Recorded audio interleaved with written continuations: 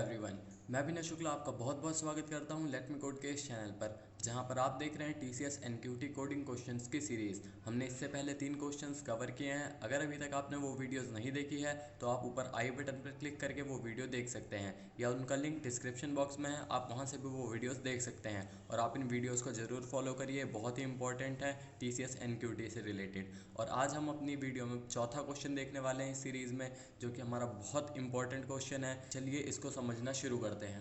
तो हमारा क्वेश्चन है कि हमें चेक करना है कि एक हमें मैट्रिक्स दी हुई है, वो स्पार्स मैट्रिक्स है या नहीं।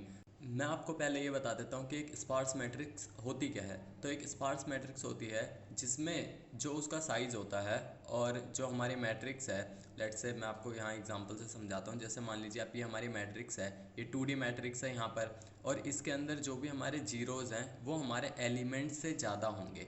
यानी जो हमारे जीरो, जैसे आप यहाँ गिने 1 2 3 4 5 6 हमारे जीरोज़ हैं। और हमारी मैट्रिक्स का साइज़ क्या है? मैट्रिक्स का साइज़ हमारा 9, क्योंकि 3x3 की मैट्रिक्स है तो हमारे मैट्रिक्स का साइज़ है 9। और जो हमारी यहाँ पर जीरोज़ हैं वो है 6। यानी 9 का जो आधा होता है, लेट्स से अगर यहाँ पर हम 9 का हाफ करें तो कितना आएगा यहाँ पर? आप अगर यहाँ पर 4 ले लीजिए, या 4.5 होता है, लेकिन आप कुछ भी ले लो, तो आप इससे ज़्यादा आपके जीरोज़ होने चाहिए। यानी हाफ मैट्रिक्स से ज़्यादा एलिमेंट जीरोज़ होने चाहिए, तो वो हमारी एक स्पार्स मैट्रिक्स होती है। तो चलिए इसकी पहले हम एल्गोरिदम समझ लेते हैं कि ये क्या है, हम कैसे करने वाले हैं। सबसे पहले हमें एक इनिशलाइज करनी है 2 डायमेंशनल एरे, यानी कि हमें एक मैट्रिक्स बनानी है। और आपको पता है मैट्रिक्स हमारा 2D एरे ही होता है। पाइथन में आप 2D लिस्ट बना सकते हैं, या नेस्टेड लिस्ट बना सकते हैं, या आप एरे भी बना सकते हैं, उसकी कोई बात नहीं है, आप कुछ भी करें, लेकिन आपको 2 डायमेंशनल एरे बनाना है। फिर आपको क्या करना है? आपको करना है calculate the number of rows and columns. आपको उसमें रोज़ और कॉलम्स निकालने हैं कि 3x3 है, 3x4 है, जो भी मैट्रिक्स है आपको उसमें रोज़ और कॉलम्स निकालने हैं, और जो भी हमारे उस मैट्रिक्स में प्रेजेंट है। उसके बाद हमको किसी वेरिएबल में स्टोर कर लेना है रोज़ को और कॉलम्स को, कि हमारे पास रोज़ कितने हैं और कॉलम्स। लेट्स से हम 3x3 मैट्रिक्स लेके चलते हैं, तो हम रोज़ नाम का एक वेरिएबल बनाएंगे, एक कॉलम्स नाम का, जिसकी वैल्यू क्या हो जाएगी 3, क्योंकि उसके अंदर 3 रोज़ है, और कॉलम्स की वैल्यू हो जाएगी 3, क्योंकि उसके अंदर 3 कॉलम्स है। और इसी तरह सेम उसके अब हम मैट्रिक्स में लूप लगाएंगे, नेस्टेड लूप लगेंगे, तो वो अभी हम समझेंगे कि किस तरह से। तो ये आप ये देखिए, हमें लूप लगा के सारे वेरिएबल्स की वैल्यू चेक करनी है कि वो जीरो है या नहीं है। और उसके बाद हम करेंगे कैलकुलेट करेंगे साइज़, और साइज़ को हम चेक करेंगे जो हमारे यहाँ पर हमने एक काउंट वेरिएबल बनाया है, जो कि ये काउंट कर रहा है कि जीरोज़ कितने हैं। तो अगर हमारा एक काउंट हाफ ऑफ मैट्रिक्स से ज़्यादा है तो हम उसको क्या करेंगे? तो स्पार्स मैट्रिक्स है, ये हम रिटर्न कर देंगे। यहाँ पर इस वाली स्टेटमेंट में ही लिखा हुआ है कि हम चेक करेंगे अगर हमारा काउंट ग्रेटर है साइज़ बाई 2, यानी कि हमारी मैट्रिक्स का साइज़ को 2 से डिवाइड करें, यानी कि आधे से ज़्यादा है, तो वो स्पार्स मैट्रिक्स है। और एल्स हम प्रिंट कर देंगे वो स्पार्स मैट्रिक्स नहीं है। तो आई होप आपको ये एल्गोरिथम समझ आई होगी। आप इसको एक बारी खुद पढ़िए और उसके बाद आप इसका खुद कोड ट्राई करिए, और फिर उसके बाद आप सॉल्यूशन देखिए। तो इसका सॉल्यूशन हम C++ और पाइथन में देखने वाले हैं।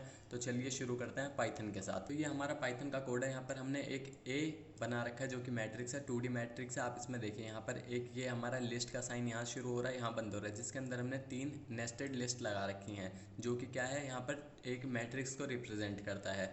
इसको आप 2D एरे भी बना सकते हैं दूसरी लैंग्वेजेस में, और इसको आप एरे से भी इनिशियलाइज कर सकते हैं। पाइथन में numpy एरे यूज़ कर सकते हैं।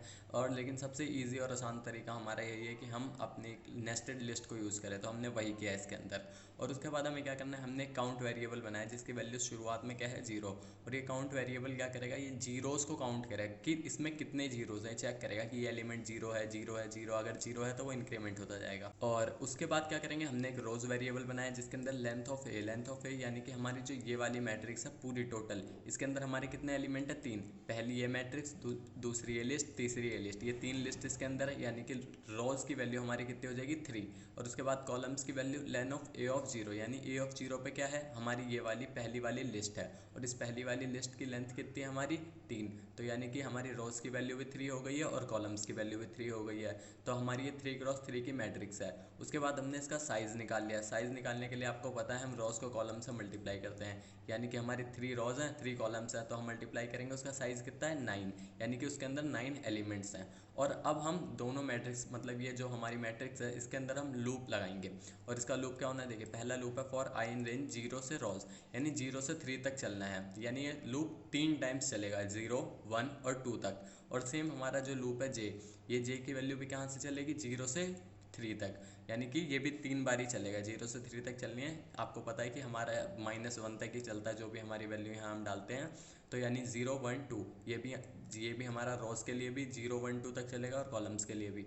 उसके बाद हम चेक करेंगे कि इफ़ ए ऑफ आई जे, यानी कि जो हमारा ए मैट्रिक्स है ये, उसके बाद जो हमारा आई और जे पे वैल्यू है, यानी कि आई पे क्या है हमारी ये पहली वाली लिस्ट, उसके बाद इसकी जे पे भी आ जाएंगे तो हम यहाँ पर आ जाएंगे 4। क्या हमारा ये 4 पहला एलिमेंट यहाँ पर क्या है 0 है।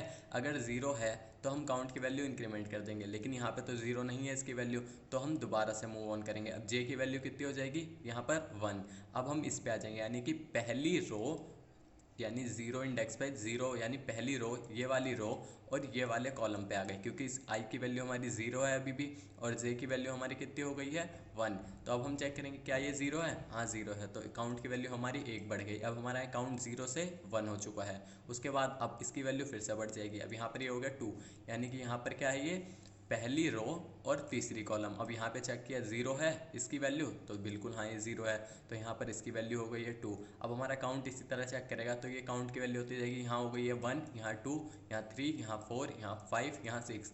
अब हमारी काउंट की वैल्यू एंड में जब ये हमारा ये लूप बंद होगा तो काउंट की वैल्यू 6 है। अब हम चेक करेंगे कि हमारा जो काउंट है, काउंट की वैल्यू कितनी है यहाँ पर आपको पता है 6 हो चुकी है। साइज़ हमारा कितना है, साइज़ हमारा 9 है और हमने इसको डिवाइड किया 2 से। अब साइज़ को हमने 2 से डिवाइड किया तो यहाँ क्या आया होगा, यहाँ पे आया है 4.5 जैसा यहाँ पर दिखाया है, क्योंकि हमारी जो फ्लोटिंग पॉइंट डिवीज़न है।